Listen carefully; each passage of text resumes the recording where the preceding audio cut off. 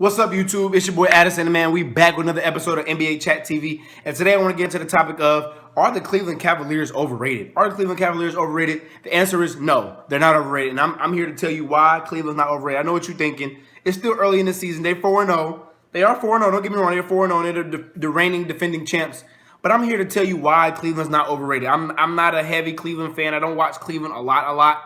But when I do watch them, something about Cleveland jumps off the page. And the first thing I want to get into about Cleveland is they share the ball. When this whole experiment for the Cleveland Cavaliers first came together, when LeBron, Kyrie, and Kevin Love all came together, they really didn't know how to share the ball. They really didn't know what each other's roles was. Kyrie was the man in Cleveland before LeBron got there. So this was Kyrie Irving's team. So Kyrie, in a sense, had to take a step back and really had to say, you know what, I got to let LeBron do his thing. So Kyrie Irving kind of took a step back from scoring. Kevin Love, this is the first time Kevin Love has been on a team since college where he actually has guys that can play and create their own shots. So his shots went from 20 to 25 a game to almost 8 to 10 shots a game, right? So in a sense, he really didn't know how to adjust. And so you had all those factors going. Then on top of that, they really didn't have a good bench. They had Dion Waiters. They really didn't have a good supporting cast around them. And what Cleveland did was not only did they change coaches, first things first, they changed coaches. They went to the finals in 2015. They lost. They came back the second season. Things weren't going right. They changed coaches.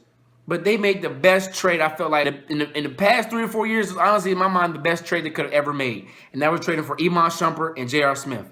I thought the Knicks were the stupidest team in the NBA for trading Iman Shumpert and J.R. Smith to Cleveland Cavaliers. That's all Cleveland needed.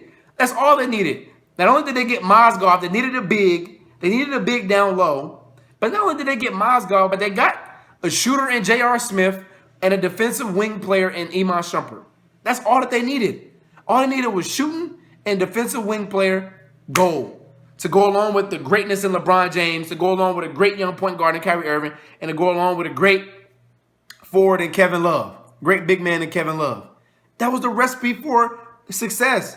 That first year, David Blatt really didn't know what to do with him. He was playing guys at the wrong time. From first things first, he had Iman Shumpert starting over J.R. Smith, which never should have been happening. So David Blatt really didn't know what he was doing. It took for them to fire David Blatt, for them to say, okay, T. Lue, go do your thing. And once T. Lue did that, what'd he do? First things first, he moved Mozgov to the bench. Mozgov, you on the bench. Double T, Tristan Thompson, you starting. Which, by the way, he shouldn't be dating Khloe Kardashian, but that's another topic for another day. But anyway, he started Tristan Thompson.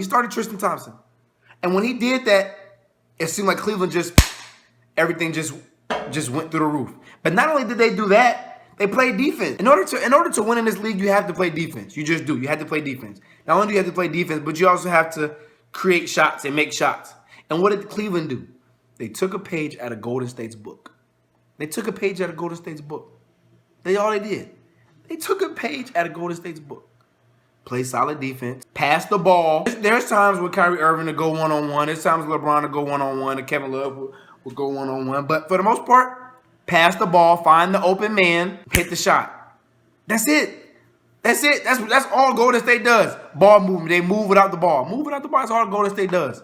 They move without the ball. So if Kevin Durant has the ball, Klay Thompson's moving. Or Steph Curry, they're moving without the ball. Trying to ultimately create a better shot. And that's what Cleveland did. They said, wait a minute. We have the guys to do it too. And what did they do? They won them the championship. So, with that being said, Cleveland is not overrated. Cleveland matches up with any team in the NBA. I mean, from top to bottom. They got guys come off the bench. Channing Frye. I mean, like, these guys are throwaways. Channing Frye. Richard Jefferson. Old head Richard Jefferson. Still balling. Still contributing. Still getting buckets. Mike Dunleavy. Somebody that's been injured for the Chicago Bulls for the past couple years. Picked him up simply just to shoot the ball. Play a little defense when you're in there, but simply just to shoot the ball. Birdman, Chris Anderson, a guy that LeBron likes and that he loved playing with in Miami. A guy that's going to just get rebounds, get some defensive stops, make hard foul or two when you need them to. But other than that, this team has the recipe for success. They figured it out. How can we all play together? Move the ball. Share the ball. We all can't go one-on-one. It doesn't work. It doesn't work for this team. Kyrie Irving is too great of a point guard. And LeBron is too great of a small forward. Really the best player in the league. But they're both too great of a players just to be just doing isolation every time down the court. Now, could they do it? They could. But you share the ball to get your open shot. That's why Kyrie Irving is hitting threes at a phenomenal rate. At a phenomenal rate. Simply because of the fact that he's getting wide open shots because they're moving the ball. He didn't have to come down every time down the court and just go one-on-one isolation. No. Move the ball. Spread the ball. Go move. Move. That's what J.R. Smith does. Move. J.R. Smith knocks down the shot. That's really what he's in the game for, just to knock down the shot. So like I said, this team really has the recipe for what I call success. And this team is going to be a tough out to beat. It's going to be a tough out to beat. That East is going to be tough. It's going to be a log jam in that East, really. There's a lot of teams out East that look good. Chicago, Boston, Toronto. It's a lot of teams out there that look good. New York. It's a lot of teams out East that's looking pretty good right now. Atlanta, another dark horse team that's going to fly under the radar. Detroit, another young, hungry team. So it's going to be a lot of teams in that log jam. Indiana. It's a lot of teams. So Cleveland's gonna have his hands full this season coming in the East because I think there's gonna be a lot of teams that's gonna really push them to the limits and really give them problems just because they match up. And a lot of teams, they probably saw what Golden State and what Cleveland did, and they tried to design their teams to overcome that. That's all a lot of teams did. Toronto, what they do? They just got bigger. They got bigger up front because they need to be able to beat Cleveland. The reason why they lost to Cleveland last year is because they were getting beat on the rebounds, getting beat on the board. So what did they do? They went out and got bigs.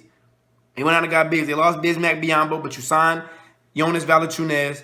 You drafted the kid, Jake Pilati or Patel or something like that from Utah. You still got the one guy coming off the bench. You got Jaron Sullinger. So you just got essentially bodies in there just to rebound and just to hold in there. Tristan Thompson was eating them alive on the boards. So as I said, this team really has the recipe for success. It really is a championship team finally. And this team is going to be a tough out.